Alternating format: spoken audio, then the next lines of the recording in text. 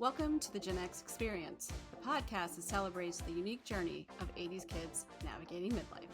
I'm your host, Blythe Alperin. Each episode, my guests and I will share with you the unique differences that define our generation and how we are navigating those differences in the real world. Join me for laughs, insights, and a sense of community. Let's embrace the GenX Experience together. Picture it, Sicily, 1922. We had to walk uphill to school and uphill on the way home. Hello, welcome back to the GenX Experience. Today we have a solo episode. You get just me. Aren't you so lucky? And for those of you who are watching, yes, it is casual Tuesday, Monday, whatever day it is. It's all about casual because it's cold outside. So today we are going, as I sort of hinted, we are going back in time to talk about productivity, New Year's resolutions, motivation as a Gen X kid. What exactly did we do to stay motivated? How did we stay productive and organized? And did we really make New Year's resolutions? Honestly, I feel like we did. I don't remember any of mine. I think we would just make one. I don't know. No one ever did them. So did we ever follow through? Probably not. So let's talk about how we stayed motivated, especially when we were like in elementary school. We got stickers, right? If you did a good job, you got a sticker. Scratch and sniff. The popcorn one, I can still remember it. That's not how popcorn smelled. The fruit one smelled a lot better. But you would get a sticker. You would get to go buy stickers. We all had sticker books. I remember my sister and brother and I found ours. I don't even think we have it anymore. But there were Garbage Pail Kids in there and Strawberry Shortcake and the Scratch and Sniff. And yes, because we had to collect those stickers. But yeah, when we were elementary school, we got stickers, or there was like the, spelling champ or math champ of the week. I was spelling champ a lot because that's my MO. I worked very hard to be math champ. I remember, I think it was in 4th grade. I was determined to win math champ. So I had my mother work with me to learn multiplication tables. And I think it was like 7 times 7, 49. Like that's how I won. So yeah, we got things like that. We would get, if we did the reading challenge, the book it challenge, we would get stickers, little stars on your little pin. And then if you completed that, you got to go to Pizza Hut and get a free personal pan pizza, which was very exciting back in the 80s. We had field day where you would get to win a ribbon. We had awards at the end of the year where people get rewarded for having, no absences, for being a leader, for getting good grades. We had incentives. We had allowance. Our parents were like, well, if you get good grades, maybe you get this, or we'll take you to that. So we definitely had things as kids that could help push us a little bit. But what happened when we went to junior high and high school? That fun, that gamification went out the window. And as Gen Xers, we were very self-sufficient and we had to do our homework and we kind of had to do our chores and we had to take care of things. And we were latchkey kids because our parents, for most of us, both parents were working. So we were responsible for making sure that we got our stuff done. Our parents, they would ask us, I will say, if you weren't one of the good kids, right, your parents would ask you. In my house, our job was to do our homework and to get good grades. That was our job.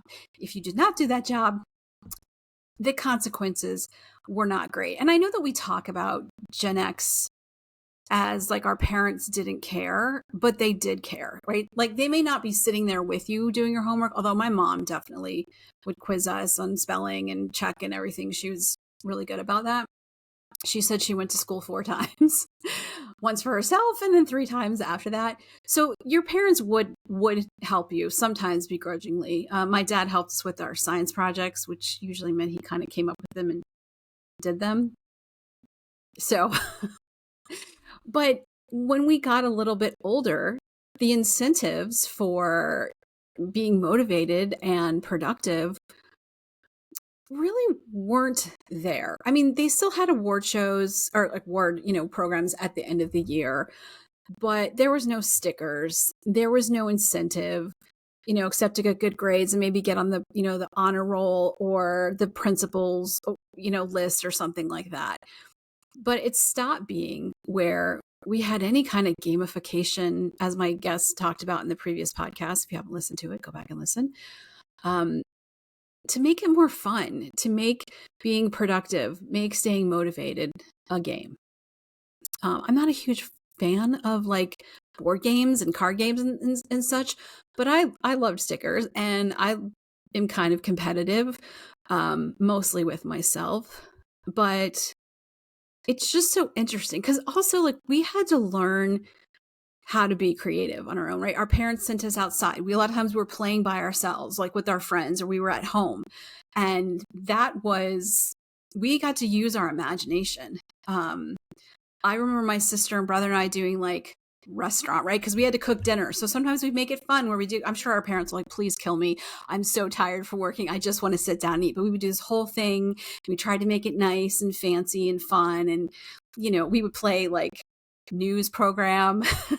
We would play bank. We would do these things. We would dress up in our like parents' clothes, and my mom had a box of costume jewelry. We had to use our imaginations, and that was a way to stay, inspired and motivated. And I think it helped us to figure out what we wanted to do when we grew up. I mean, I was obsessed with shells and like sea life. I grew up right on the water.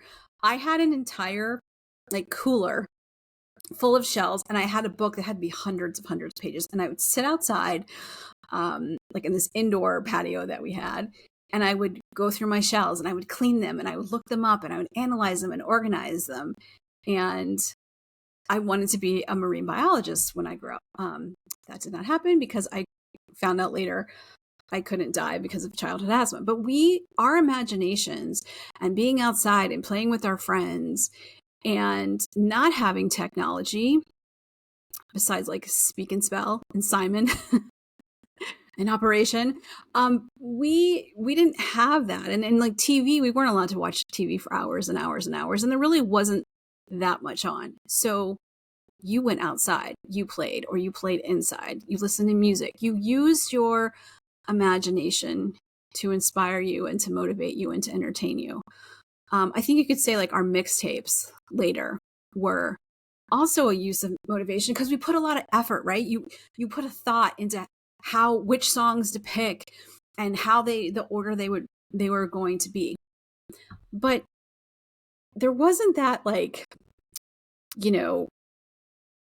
inspiration or like incentive to really do what we were supposed to do. It's just we were supposed to do it. Like if you didn't do your homework, if you misbehaved in school, you were going to get detention or suspension. You were going to go to the principal's office. Your parents were going to get yelled, called to school, and you were going to get in trouble. Unlike today, for the most part, if your parents had to come to school, you were in so much trouble because you were inconveniencing them because they had to take time off work and you were being disrespectful. And, despite our parents with the whole Gen X kids should be seen and not heard, we knew that you better be respectful to adults. I mean, I'm 50 years old and there are still people in my life that now that I'm an adult, I should be able to call by their first name. I cannot. My baton teacher, Mrs. Dillow, I cannot she's like, call me Beverly. I cannot call her that. I cannot do it. Some of my friends' parents' name, I cannot call them by their first name. And if I do, it gives me the worst. I'm like, I'm being so disrespectful. So, we learned the value of respect, and that was kind of our motivation to get our shit done or we were going to get in trouble. And it wasn't so much because it was the two-part, right? You're inconveniencing your parents and you're being disrespectful, and that was just not a thing that we were supposed to do. So you had to figure out a way to be motivated. And I think once we got a little bit old, like it was like, well, if you don't get good grades, you're not going to get into the best classes. You're not going to get in the advanced classes. If you don't do this, then you're not going to get into college, right? And so there was all this pressure. Granted, getting into college now, oh my Lord. My friends and family, we all said, like, we'll talk about, like, could we have gotten into college back? Like, if we had to do it now, maybe not. And all of us, for the most part, a lot of us were like, we had good grades and extracurriculars and good scores. And yeah, but who knows? So I do feel bad for kids in that way. But that was our incentive, right? If you wanted to have a future, you needed to do a good job. And your reward was going to college. Like, okay, right. Or maybe it was like, if you got good grades, you got to go to that football game. You got to go to your friend's house. You weren't grounded. You didn't have to go to summer school. Because that was like looked down on, right? If you went to summer school, unless you were going for gym. I don't know if you guys had that in your school, but my sister and I, we took summer school so that we didn't have to do gym in like sophomore and junior year, because nobody wanted to get all dressed up to go to school, to go to gym, to get sweaty, to take a shower. No, we weren't doing that. So it was an interesting time. And I do think that now, as we're adults, we probably do struggle, some of us, with like motivation, inspiration, procrastination, perfectionism. I like to call myself a recovering perfectionist, because when I was younger, I always thought if it's not done perfect, it's not right. Now I realize, like, done is better than perfect. Nothing is perfect. It's never going to be perfect. And sometimes you just have to hit that send button. Sometimes you just have to close that book. Sometimes you just have to be like, okay, that's it. I did it. Okay. And whatever happens, happens. Trying to stay organized. And what did we do as kids? What did we have? We had our trapper keepers that had folders in them, and the little, vinyl pack where you could keep your pencils. We had the pencil box. We kept, our pencils and erasers and markers and things, and color pencils and compass and things that we needed to have. When we got older, in like junior high and high school, we had like the book covers, and you would design them so you knew which book, and you had different folders and binders for each thing, and you tried to keep it organized. And, there was always those kids who didn't have that, and their backpack was just like a mess. But that's what we did. And we sort of had to figure things out for ourselves a lot. We had some instruction, So I look back at those days of, when we were procrastinating and like getting in trouble for procrastinating. Oh, your parents, you always wait till the last minute, which some of us did. But really, I think now we find out that a lot of times that's because we feel that overwhelm, right? Like, I know when I felt my perfectionist tendency, I'm like, oh, I can only do it when I'm motivated, right? Like, I have to be in the zone to write because I'm a writer. It's going to be wrong. I don't know what to do. And you get so overwhelmed, and then you're like, okay, I don't know. I don't know where to start. Like today, I started a new calendar, and I literally went into Canva, and I'll show it from like a little design, and I'm testing out a new calendar with kind of themed days, but I wrote down like what I do on those days and how much time I want to spend on it. And I can move the days around if I need to, but it's all about using your imagination. Yeah, I had to use my imagination, and I don't get stickers.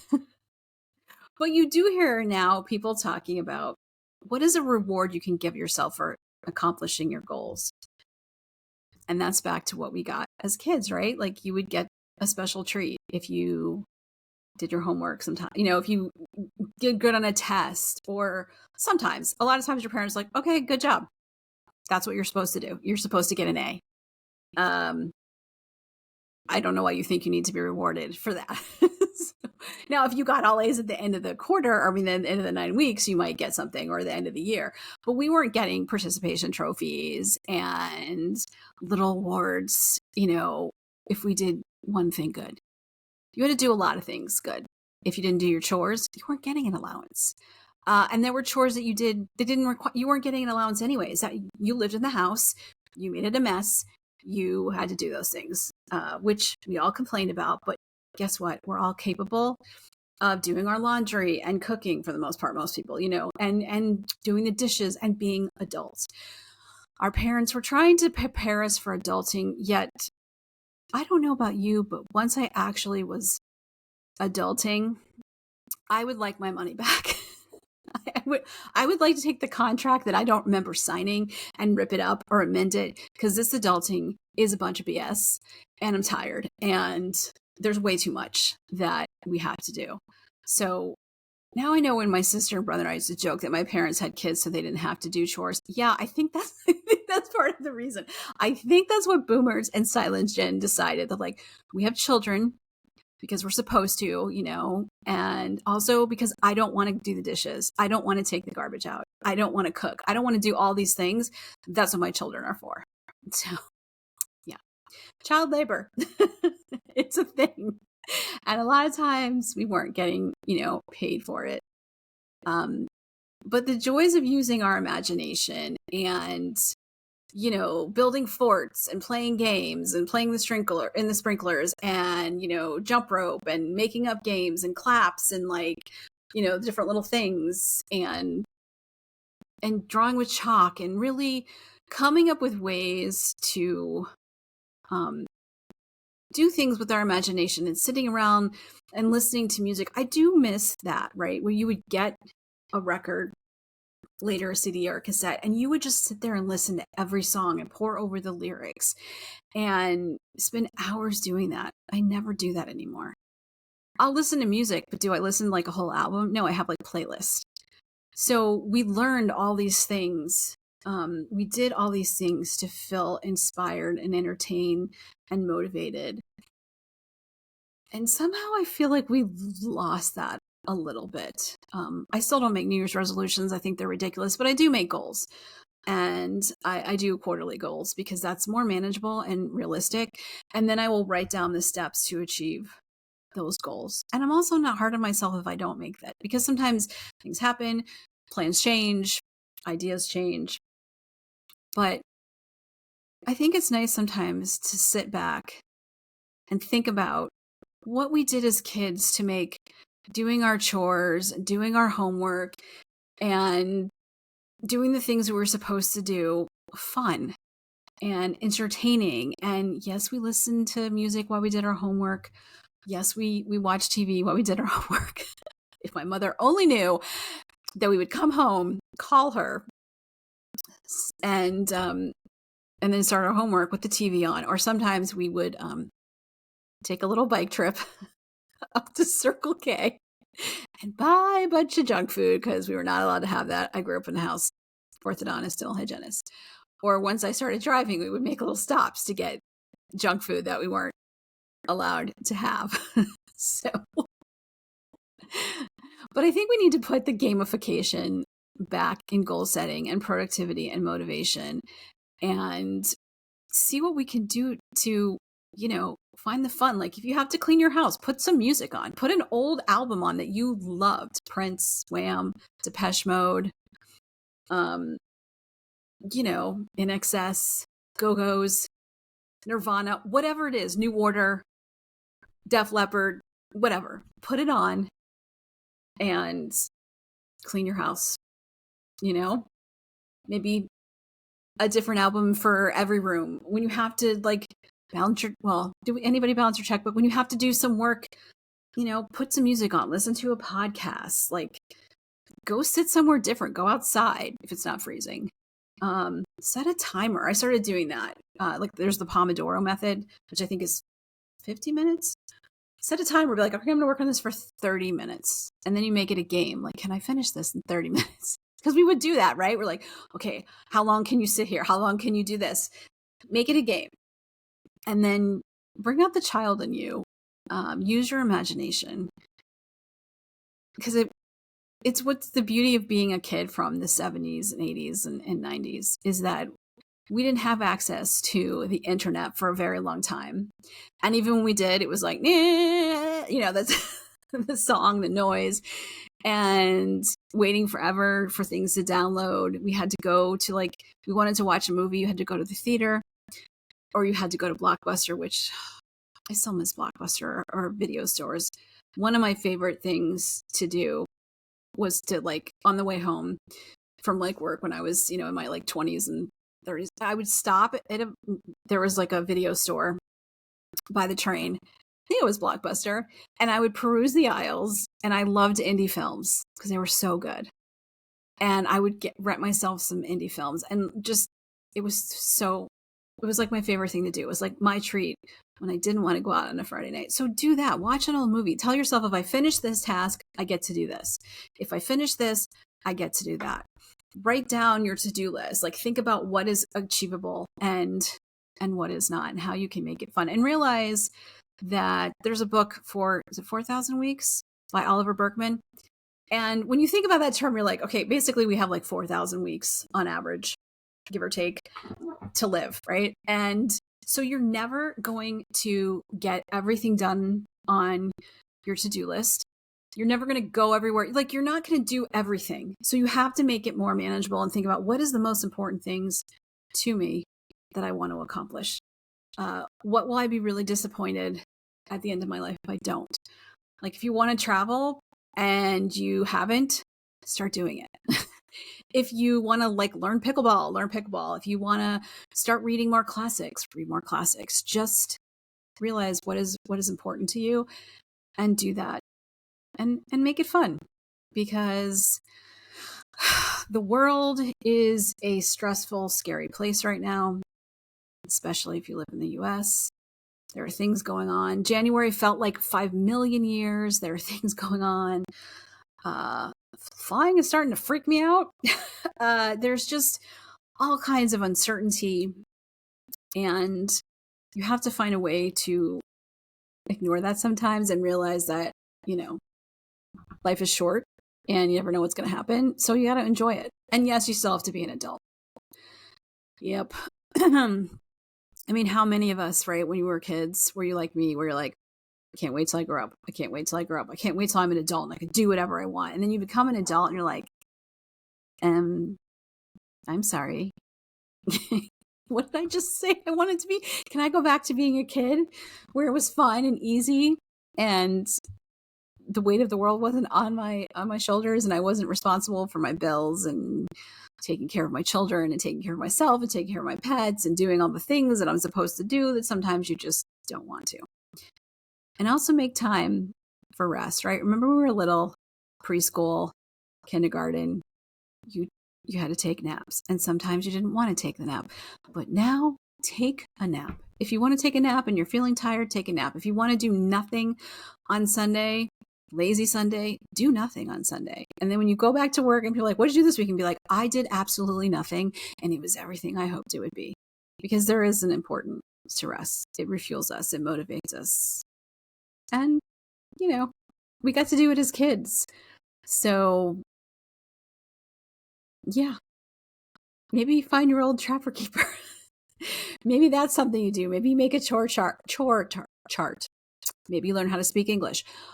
Maybe you do buy yourself stickers and use that as an incentive. Find something that brings you joy and motivates you, and don't be hard on yourself. Procrastination, it happens to the best of us. Being a perfectionist, try to let it go. Because, done is better than perfect. Just like this podcast. This is my passion project. And sometimes it's great. Sometimes it's meandering and wandering. And as long as I'm enjoying it, and hopefully you are too, then we are there. So take some time. My advice for you, my task for you today is sit down and think about and reminisce, what are the things that inspired you and motivated you when you were a kid? How did you achieve your goals? How can you make it more fun to be an adult?